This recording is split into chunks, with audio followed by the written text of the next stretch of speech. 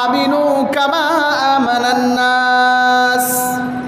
আল্লাহ রাব্বুল আলামিন বলেন, বান্দারে ঈমান আনো তাদের মতো ঈমান সাহাবায়ে কেরামগণ যেভাবে ঈমান এনেছেন। আমিনু কামা আমানান নাস, যেভাবে সাহাবায়ে কেরামগণ ঈমান এনেছেন তাদের মতো তোমরা ঈমান আনো। আল্লাহর পয়গম্বরের একজন সাহাবী হযরতে আম্মার রাদিয়াল্লাহু তাআলা আনহু, এই আম্মারের মায়ের নাম হযরতে সুমাইয়া রাদিয়াল্লাহু তাআলা আনহা। সুমাইয়া রাদিয়াল্লাহু তাআলা আনহা তিনার ছেলে আম্মারকে নিয়ে পয়গম্বরের দরবারে হাজির। আসসালামু আলাইকা ইয়া রাসূলুল্লাহি, আসসালামু আলাইকা ইয়া হাবিবাল্লাহি। ওগো নবীজি, ইসলামের সৌন্দর্য আমাদেরকে মুগ্ধ করেছে, আমরা মুসলমান হতে চাই, আমাদেরকে পড়িয়ে দিন লা ইলাহা ইল্লাল্লাহু মুহাম্মাদুর রাসূলুল্লাহ। ওগো নবীজি, আপনি আমাদেরকে মুসলমান বানিয়ে নিন, আমরা কালেমা পড়তে চাই। আল্লাহর পয়গম্বর জনাবে মুহাম্মদুর রাসূলুল্লাহ সাল্লাল্লাহু আলাইহি ওয়াসাল্লাম তিনাদেরকে কালেমা পড়িয়ে দিলেন, ইসলামের তাওহীদের কথা তাদেরকে শুনিয়ে দিলেন, জানিয়ে দিলেন। হযরতে সুমাইয়া রাদিয়াল্লাহু তাআলা আনহা তিনার ছেলে আম্মারকে নিয়ে যখন বাড়ির পথে রওনা হয়ে যায়, পথের মধ্যে আবু জাহেলের সাথে দেখা। আবু জাহেল বলে, সুমাইয়া, শুনলাম তুমি নাকি ঈমান এনেছো, তোমার সন্তানও নাকি ঈমানদার। সুমাইয়া রাদিয়াল্লাহু তাআলা আনহা বলেন, হ্যাঁ আমি ঈমান এনেছি, আমার সন্তানও ঈমানদার। আবু জাহেল বলে, ঈমান সারবা নাকি ভয়ঙ্কর শাস্তির সম্মুখীন হবা? হযরতে সুমাইয়া রাদিয়াল্লাহু তাআলা আনহু বলেন, এমন এক আল্লাহর উপরে ঈমান আনলাম, দুনিয়ার সব কিছু ছাড়তে পারবো কিন্তু আল্লাহর উপর ঈমান ছাড়তে পারবো না। এমন দিনের উপর ঈমান আনলাম, এমন পয়গম্বরের উপর ঈমান আনলাম, পৃথিবীর সব কিছু ছাড়তে পারি কিন্তু ঈমান ছাড়তে পারবো না। মুসলমান ভাইরা রে আমার, এ আবু জাহেল হযরতে সুমাইয়া রাদিয়াল্লাহু তাআলা আনহু এবং হযরতে আম্মার রাদিয়াল্লাহু তাআলা আনহুকে দুইটা খুঁটির মধ্যে আলাদা আলাদাভাবে বেঁধেছে। বাঁধার পরে আম্মারকে বলছে, আম্মার, ঈমান সারবা নাকি ভয়ঙ্কর কিছু দেখবা? হযরতে আম্মার রাদিয়াল্লাহু তাআলা আনহু বলেন, কি দেখাইবা? আবু জাহেল বলে, তোমার সামনে তোমার মা সুমাইয়াকে উলঙ্গ করব, তুমি কি এটা দেখতে চাও নাকি? হযরতে আম্মার মাথাটা নিচু করে দিয়ে আছে, কিছুই বলে না।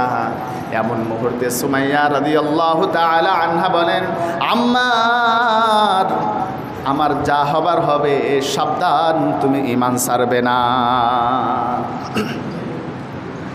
আবু জাহেল সাথে সাথে সুমাইয়ার শরীর থেকে কাপড়গুলো খুলে নেয়। উলঙ্গ অবস্থায় যখন হযরত সুমাইয়া রাদিয়াল্লাহু তাআলা আনহা মাটির মধ্যে শুয়ে আছে, এই আবু জাহেল পাপিষ্ঠনার আদাব বড় দুটি বর্ষা এনে তার লজ্জাস্থানের মধ্যে আঘাত করা শুরু করছে। লজ্জাস্থানের মধ্য থেকে রক্তগুলো ফিঙ্কি দিয়ে বের হয়ে রাস্তা রঞ্জিত হয়ে যায়। হযরতে সুমাইয়া শহীদ হবে অবস্থা। এমন মুহূর্তে ডাক দিয়ে বলে, আম্মা, মনে হয় আমি শহীদ হয়ে যাব, আমি মনে হয় শাহাদাতের অমীয় সুধা পান করতে যাচ্ছি। খবরদার, খবরদার আমার সন্তান, তুমি কখনোই বেঈমানের কথাই ঈমান ছাড়বা না। হযরতে সুমাইয়া রাদিয়াল্লাহু তাআলা আনহা শহীদ হয়ে গেলেন, শাহাদাত বরণ করলেন। এরপরে হযরতে আম্মার রাদিয়াল্লাহু তাআলা আনহুকে শহীদ করা হলো, কিন্তু এক মুহূর্তের জন্য তারা ঈমান ছাড়েন নাই। আল্লাহ সেটাই বলছেন, আমিনু কামা আমানান নাস, ঈমান আনো তাদের মতো ঈমান সাহাবীরা যেরকম ঈমান এনেছিল, এই আম্মার আর সুমাইয়ার মতো ঈমান আনো। প্রয়োজনে জীবন চলে যাবে, লা ইলাহা ইল্লাল্লাহর বিশ্বাস অন্তর থেকে কোনো দিন মুছা যাবে না, জবান দিয়ে কোনো দিন বের করা যাবে না। মুসলমান ভাইরা রে আমার, আল্লাহর পয়গম্বরের একজন সাহাবী হযরতে খুবাইব রাদিয়াল্লাহু তাআলা আনহু, আল্লাহর পয়গম্বর 10 জন সাহাবীকে কালেমার দাওয়াত দেওয়ার জন্য কাফেরদের কাছে পাঠিয়েছিলেন, কিন্তু কাফের মুশরিকরা 10 জনের সাথে বিশ্বাসঘাতকতা করবার পর 9 জনকে তারা হত্যা করে ফেলল। বাকি একজন হযরতে খুবাইব রাদিয়াল্লাহু তাআলা আনহু, তিনাকে কাফের মুশরিকরা হত্যা না করে মক্কার কাফেরদের কাছে বিক্রি করে দিল। মক্কার কাফেরেরা হযরতে খুবাইব রাদিয়াল্লাহু তাআলা আনহুকে একটা ঘরের মধ্যে আবদ্ধ রেখেছে। হযরতে খুবাইব রাদিয়াল্লাহু তাআলা আনহুর ঈমান হরণ করবার জন্য ওই ঘরের মধ্যে সুন্দরী একটা রমণী ঢুকিয়ে দিয়েছে। কিভাবে তিনার ঈমান হরণ করা যায়? যে ঘরের মধ্যে খুবাইব রাদিয়াল্লাহু তাআলা আনহুকে অ্যারেস্ট করা হয়েছিল, ওই ঘরের মধ্যে কোনো খাবার দেয় না, কোনো পানি দেয় না। দীর্ঘদিন পরে যখন কাফের মুশরিকরা এসে বলে, খুবাইব দরজা খোলো, আজকে তোমাকে হত্যা করা হবে, হযরতে খুবাইব রাদিয়াল্লাহু তাআলা আনহুকে বের করে মরুভূমির মধ্যে নিয়ে যখন তাকে শহীদ করে দিল, কিছুদিন পর ওই মেয়েটা যাকে ওই ঘরের মধ্যে রাখা হয়েছিল, ওই ব্যক্তি রাসূলের দরবারে গিয়ে কালিমা